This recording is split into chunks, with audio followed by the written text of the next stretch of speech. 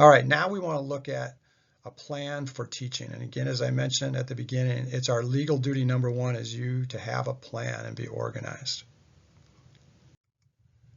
So step one, you want to identify the skills your athletes need. So take your sport and do a general one first and do it by priority also. And just make a list of that. And then you can do it by positions if you have specific skills. We used to do this with our coaching staff when I was a head coach at the college level in the off season. And we just would go ahead and check this off with our preseason. So made sure we identified all the different skills we need, but that we were actually teaching them. And again, there's those priority ones were kind of what we call EDDs, everyday type drills. We want to make sure that we do technical and tactical skill and have a list progression for both. We want to look at physical and mental skills and create goals on both of those. Next, you want to look at your communication. Again, it's very important to be efficient by using 1 or 2 word cue words so that the athlete knows right away what you mean in a short period of time. And then last, you can do ethics and character skill development. You want to identify different things or skills there you want to concentrate on and check off throughout the preseason or in-season. Step 2, know your athletes. Again, you want to pick essential skills and then safely perform them at the beginning of the teaching. Again, slow to fast. And then how to evaluate, you can use early, easy games to kind of evaluate performance. You remember that 4 vertical pass play I showed you? You could see it was really simple for even young kids to understand, just run straight down the field. So it was usually one of the first things we would put in and not do a lot of coaching, just to see how they responded, what made sense to them and how they performed, and they were having fun. Nothing more fun than just throwing the ball deep. Next is what I call live bullets. What this means is when you start to get into an actual competitive environment, game-like environment, the speed and the anxiety all goes to another level.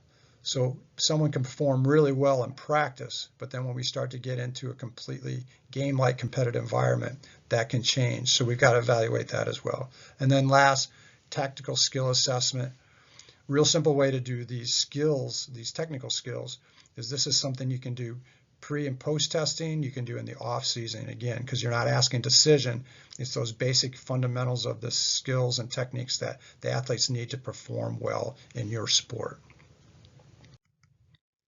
Step 3, analyze your situation. We want to do this pre-season before we start competition, then during the season, and then actually in the off season also. So it needs to be consistent. You want it to be constant. And we want to have different quality control methods. What that means is we want to have different ways to assess whether what we're trying to achieve is actually being achieved. You can do this through statistics, but more importantly, it's through these teaching and learning. One of the things I see all the time in consulting is coaches will say, hey, this athlete just can't do this. Before you say the athlete can't perform it, analyze if your teaching methods can change or improve that athlete's performance. So analyze yourself first before you start to analyze the athlete. You want to look at when it's best to review, how much to review, and how much to change. Again, this is where that duty to plan comes in. If you did a good job researching and understanding your athletes and then coming up with a very detailed plan, then usually what you need to do is stay away from a lot of change and just stay the course. Again, the better you teach, the better that athlete responds, the quicker they're going to be able to perform what you're asking them to do at a high level. Step 4, establish priorities. This is huge. Research your sport. Use new information. And don't focus on plays or schemes, but focus on your teaching methods to accomplish what you want to do in those plays and schemes. Make sure you adjust your plan by reviewing. One of the things I'd like to do is have an actual printed out practice plan. Everybody on the staff goes out with that. And then at the end, we would actually do a post stretch by our groups and be asking questions and taking notes. And then we would go in and review those notes to make adjustments from day to day or week to week. Remember, less is more. Don't overthink it. So if we don't want to overload our athlete in these decision-making situations, we've got to make sure we simplify it or boil it down to the lowest level possible. So less is more. Don't be too cute either. Don't be too creative in your practice activities. We want to have some variety so it doesn't get boring, but routine creates consistency. So again, we want to try to create some consistent routines without being too creative. Remember, in the end, there's no magic plays or no magic techniques. It comes down to quality teaching of those technique skills, fundamentals, and then using that 80-20 rule of 80% of the time creating situations for your athletes to experience the decisions they need to make in game-like environments. And then stick to your priorities. When you make these plans, it's important to prioritize everything so that at the end of the day, the number one thing that's most important, your athletes are having success with that instead of being good at a lot of different things. We want to be great at those priority things first. Step 5, select the methods of teaching. So we've talked big about the games approach, but there's also a place for traditional. Where this gets into is there's typically 4 stages of any group or organization throughout a season. Stage 1 is forming, and then stage 2 is storming. In that phases, their team is ready for more of a traditional approach. Again, getting those fundamentals and techniques down, and also just telling them this is why we're doing it, but this is what we're going to do. Then stage 3 and 4, we start to go to that normalizing, and then finally finishing with the performing at a high level. And that's where, again, we want to have that heavy games approach now and let them experience all the decision making they're going to need so they perform at a high level in game environments. Remember, it's control versus empowerment. So if we look at those stages, we're going to control it a little bit at the beginning, slow to fast, and then we want to kind of hand the keys to the car over to the athletes, empower them to make the decisions they're going to have to make in games. Step 6, plan your practices. I can't tell you the number of times I do consulting and there's no plan, there's no preparation involved before they go out to the field or out to the gym to do your practice situation. Organization, and documentation every time. I love doing this on having a template. We'll show you some here, and just kind of keeping these documented from week to week, year to year, and making changes as we need to, adjustments, but evolving as we go. Again, we want to focus on real teaching, real management, and that's real leadership.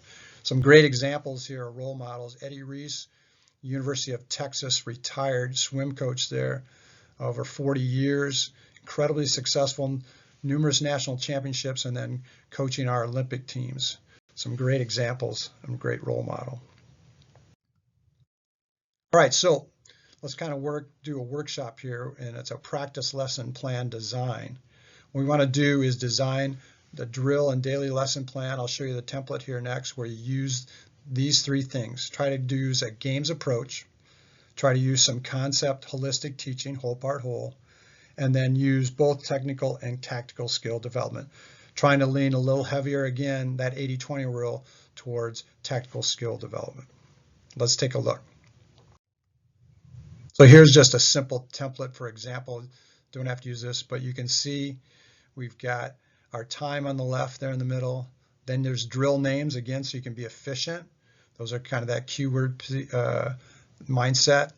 We want to look at our objective. What are we trying to achieve here? Again, this is where you can talk about technical or tactical. Some teaching cues, keywords, just really simple, list the equipment you need, and then any safety concerns from that standpoint. Then you can see at the bottom, you could put diagrams in so your coaches know exactly how to set it up, or just reminders. And then remember, I talked about doing a review, improvements at the end, so we just keep evolving, improving ourselves as teachers. Next workshop then is a seasonal practice plan. What we want to do here is just do, instead of doing the whole season, just do a weekly plan, kind of your typical week. The example I have here is just, it's a contest on a Saturday after 2 weeks of preseason, but you can kind of lay out what's unique to your sport if you're multiple contests during the week or at a different period in your season. So one, we want to identify a daily focus, kind of an emphasis, like I said, so we're prioritizing. Identify the approach. What's the emphasis here? What's the readiness of your team, traditional or games? Identify how to achieve those different approaches. We want to look at specific skills, both mental and physical. And again, this is that technical and tactical development. And then any evaluation methods we want to do during the week. And lastly, then different learning and teaching methods used and why.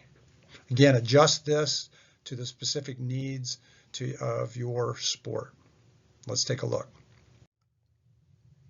So here's just a simple way to look at it here and lay this out. You can see the one I'm using is Saturday is game day, but on the left, what's important is all those different categories we want to address, and then look at the top then across day 1 to day 5, your development. So it's just real simple to give you kind of a focus on your weekly routines.